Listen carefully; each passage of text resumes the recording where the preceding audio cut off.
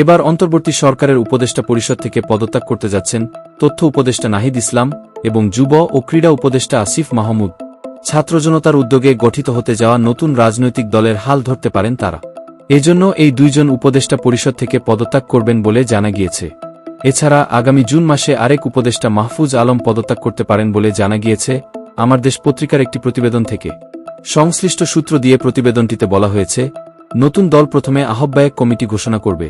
কমিটিতে আহ্বায়ক কে হবেন তা জানা না গেলেও সদস্য সচিব হতে যাচ্ছেন নাহিদ ইসলাম। ছাত্রদের নতুন দলের গঠনতন্ত্রের কাজ চলমান রয়েছে বলে জানা যায়। সরকার থেকে কেন নাহিদ ইসলাম পদত্যাগ করে রাজনৈতিক দলে আসবেন, এই প্রশ্নের জবাবে জাতীয় নাগরিক কমিটির একাধিক নেতা জানিয়েছেন, জুলাই আগস্টের অভ্যুত্থানে তাদের অবদান রয়েছে। তবে আন্দোলনের শুরু থেকে প্রথম সারিতে নেতৃত্বে ছিলেন নাহিদ ইসলাম। সেই সঙ্গে তিনি ছিলেন জুলাই আগস্ট অভ্যুত্থানের এক দফার ঘোষক।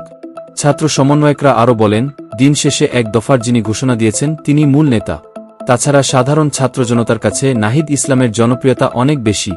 তাছাড়া কয়েকটি সূত্র জানিয়েছে, সম্প্রতি জাতীয় নাগরিক কমিটির একটি বৈঠকে বেশিরভাগ সদস্য মতামত দিয়েছেন যে অন্তর্বর্তী সরকারে থাকা এক বা একাধিক ছাত্র উপদেষ্টার পদত্যাগ করা উচিত।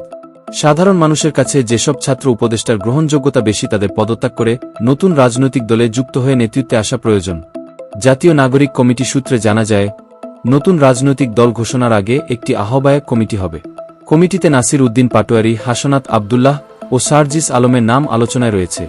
আহ্বায়ক কমিটির মাধ্যমে রাজনৈতিক দলের আত্মপ্রকাশের পরে সময় নিয়ে কাউন্সিলের মাধ্যমে পূর্ণাঙ্গ কমিটি করা হবে বলে জানা গিয়েছে।